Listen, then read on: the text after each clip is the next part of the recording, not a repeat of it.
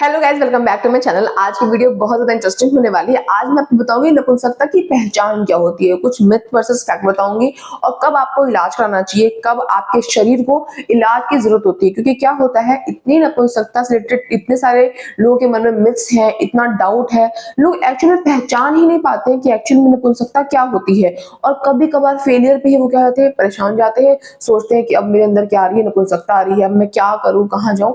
तो इन सभी चीजों के बारे में आज वीडियो में डिस्कस करेंगे। आपको बताऊंगी एग्जैक्ट नपुंसकता क्या होती है और किस तरीके से इसका इलाज संभव हो पाता है, कब इसका इलाज कराना चाहिए। ठीक है, अब समझते हैं। सबसे पहले लिखा हुआ है कि अगर हम समस्याएं पढ़ेंगे, ठीक है, एक सेकेंड, हम समस्याओं को पढ़ेंगे और देखेंगे कि अगर ये समस्याएं लगातार 3 महीने तक कंटिन्यू बनी रहेंगी तब आपको इलाज की जरूरत होती है। अब वो समस्याएं कौन कौन सी हैं? सबसे पहले लिंग में पर्याप्त तनाव यानी कि इरेक्शन ना आना, कि आपको लग रहा है कि आप में इरेक्शन नहीं आ रहा है इतना एनफ कि इंटरकोर्स किया जा सके, इसका मतलब थोड़ी सी आपके बॉडी में प्रॉब्लम चल रही है, तो वो नपुंसकता की ओर ले जा सकती है। अगर ये समस्या 3 महीने तक कंटिन्यू रहती है तो तनाव आता है लेकिन जल्दी ढीला हो जाता है, यानी इरेक्शन आता तो है बट इंटरकोर्स जैसे करने जाते हैं, या फिर जो इरेक्शन आता तो है बट लंबे समय तक बन नहीं पाता है, तो उस कंडीशन भी, अगर ये कंडीशन भी अगर लंबे समय तक रहे तो नपुंसकता हो जाती है। आगे लिखा हुआ है कि संभोग यानी कि इंटरकोर्स के दौरान तनाव बनाए न रख पाना, कि देखो सबसे पहले तो इरेक्शन नहीं आ रहा है, दूसरा इरेक्शन आ रहा है बट वो थोड़ा लंबे समय तक टिक नहीं रहा है, तीसरा इरेक्शन आ रहा है बट जैसे इंटरकोर्स करते हैं इरेक्शन खत्म हो जाता है, चला जाता है। अगर ये समस्याएं लंबे समय तक बनी रहती है तो इंसान के अंदर नपुंसकता आ जाती है। यौन इच्छा होते हुए भी शारीरिक प्रतिक्रिया ना मिलना, कि आपके मन में सेक्सुअल डिजायर तो आ रही है, ठीक है, आपके मन में यौन इच्छा आ रही है, सेक्सुअल डिजायर आ रही है, बट आपका शरीर आपका साथ नहीं दे रहा, आपका सपोर्ट नहीं कर रहा, तो ये कंडीशन भी अगर लंबे समय तक बने रहे तो इंसान में नपुंसकता आ जाती है। आगे लिखा हुआ है सुबह के समय स्वतः इरेक्शन ना होना, यानी बार बार, जैसे मान लो मॉर्निंग के टाइम पे क्या होता है, मॉर्निंग टाइम पे मोस्टली जो मेंस होते हैं, जो पुरुष होते हैं, उनमें इरेक्शन होता है, क्योंकि सुबह के टाइम पे टेस्टोस्टेरोन लेवल हाई भी होता है और सुबह के टाइम में ब्लैडर फुल होता है, तो हल्का सा घर्षण आपके प्राइवेट पार्ट पे आपको उत्तेजित कर देता है, स्टिमुलेट करता है, इरेक्शन को ट्रिगर करता है और इरेक्शन हो जाता है।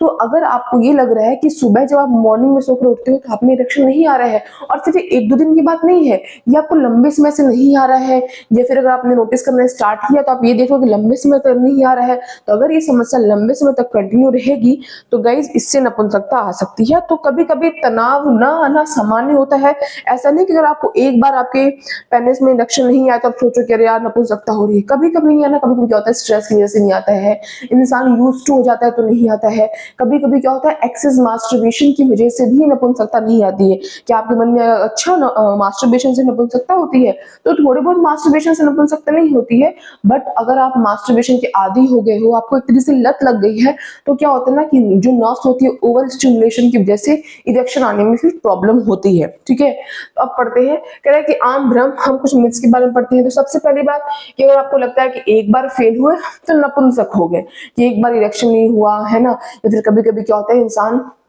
बहुत ही हाई प्रेशर में होता है अपनी सेक्सुअल परफॉर्मेंस को इंक्रीज करने के लिए, तो उस दौरान अगर उससे परफॉर्मेंस नहीं दे पाया अच्छा, तो उसको लगता है कि यार कुछ तो प्रॉब्लम है, एक तो इमेज की बात आ गई, ऊपर से मेरे अंदर थोड़ी बहुत नपुंसकता आ गई है, क्या इसके मन में हो सकता है। तो ये मिथ है, ये मिथ बिल्कुल गलत है, यह सामान्य हो सकता है, एक आध बार से कोई इंसान नपुंसक नहीं बनता है। नपुंसकता सिर्फ उम्र दराज लोगों की होती है? नहीं, नपुंसकता किसी भी उम्र में आ सकती है, और आजकल तो युवा लोगों में भी नपुंसकता आ रही है। आप किसी भी फर्टिलिटी क्लिनिक चले जाओ, या फिर गायनेकोलॉजिस्ट के डिपार्टमेंट में अगर आप फीमेल हो तो वहाँ पे बहुत सारे मैक्सिमम लोग आईवीएफ करा रहे होते हैं। किसी की अगर फीमेल है तो एग क्वालिटी खराब होती है, मेल है तो स्पर्म क्वालिटी खराब होती है, इरेक्शन नहीं होता है, स्टिमुलेशन फील नहीं होता है। तो आजकल की तो जो युवा पीढ़ी है वो भी नपुंसकता से वो जूझ रही है। तो आप ये भी मत सोचो कि अगर मैं तो यंग हूँ तो मेरे अंदर नपुंसकता नहीं आ सकती। नपुंसकता किसी के अंदर, बांझपन किसी के अंदर आ सकता है, आजकल उम्र देखकर नपुंसकता नहीं आती है। ठीक है, तो ये भी गलत है, आजकल युवाओं को भी नपुंसकता हो सकता है। हस्त मैथुन से नपुंसकता हो जाती है, बहुत सारे लोगों को मानना होता है, इवन बहुत सारे लोग ये बात कहते हैं कि अगर आप मास्टरबेशन करोगे तो फिर आप में प्रॉब्लम आएगी, ये हो जाएगा, वो हो जाएगा। बट गाइस, मास्टरबेशन से सीरियसली कुछ भी नहीं होता है, बट अगर वो लिमिट में है तो किसी भी चीज की अच्छी नहीं होती है। तो आप बहुत मास्टरबेट करोगे तो आप खुद सोचो वो एरिया बहुत ज्यादा ओवर स्टिमुलेट होने से फिर बाद में जब आप रियल लाइफ आपका एक्सपीरियंस होता है इंटरकोर्स का, तो आपको स्टिमुलेशन फील नहीं होती है और इरेक्शन नहीं हो पाता है, तो आपको लगेगा कि यार मास्टरबेशन से मुझे क्या हो गई, नपुंसकता हो गई। बट मास्टरबेशन, ओवर मास्टरबेशन से आपको ये प्रॉब्लम हो रही है, थोड़े बहुत मास्टरबेशन से कुछ भी प्रॉब्लम नहीं होती है, तो ये भी एक तरीके से गलत है। नपुंसकता कोई इलाज नहीं होता है गाइस, सबसे बड़ा भ्रम तो यही है। नपुंसकता के कुछ ऐसे केसेस होंगे जिसमें इलाज संभव नहीं हो पाता है, बट मैक्सिमम केसेस में नपुंसकता का इलाज हो सकता है। तो अगर आपको ये प्रॉब्लम लग रही है, आप भी फील कर रहे हो अपने अंदर, तो कोई शर्माने की बात नहीं है, आपको डॉक्टर जज नहीं करते हैं, ठीक है। तो आप वहां पे जाओगे, अपनी प्रॉब्लम बताओगे, तो अगर अर्ली स्टेज में जाओगे तो नपुंसकता का 100% इलाज हो सकता है। बहुत लेट कर दोगे तो ऑब्वियसली इतना टाइम लगा दिया, अब इतने बाद जाओगे तो ट्रीटमेंट प्रॉब्लम होती है, बट अर्ली स्टेज में नपुंसकता का इलाज संभव होता है। अब बात करते हैं सही जांच की। अगर आप डॉक्टर के पास जाओगे तो आपके मन में आएगा यार क्या जांच करेगा वो, यार क्या करेगा मेरे साथ, तो क्या करेगा वो, बेसिकली आपका ब्लड शुगर, आपका टेस्ट हार्मोन टेस्ट करेगा, आपका ब्लड प्रेशर टेस्ट करेगा, आपका मनोवैज्ञानिक मूल्यांकन। कभी कभी क्या होता है कि फिजिकली आप बिल्कुल फिट एंड फाइन होते हो, बट जो दिमाग है ना, इसकी वजह से क्या होता है, साइकोलॉजिकल फैक्टर जो होते हैं उसकी वजह से कभी कभी इंसान अपना सेक्सुअल परफॉर्मेंस उसका खराब हो जाता है, तो वो भी फैक्टर को मद्देनजर देखा जाता है, ध्यान दिया जाता है।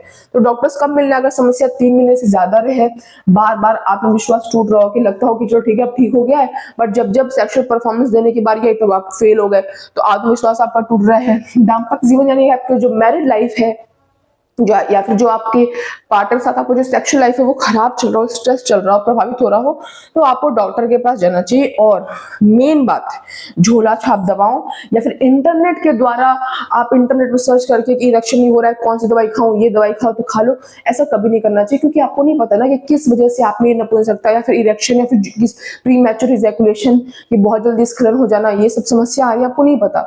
तो वो समस्या किस वजह से आ रही है, आप डॉक्टर के पास जाओगे, वो समस्या को ट्रीट करेंगे तो नपुंसकता ट्रीट हो जाएगी। तो आज की इस वीडियो में बस इतना ही। मैं उम्मीद करती हूँ आपको टॉपिक बहुत अच्छा लगा होगा। कुछ डाउट होगा तो कमेंट में कमेंट कर देना।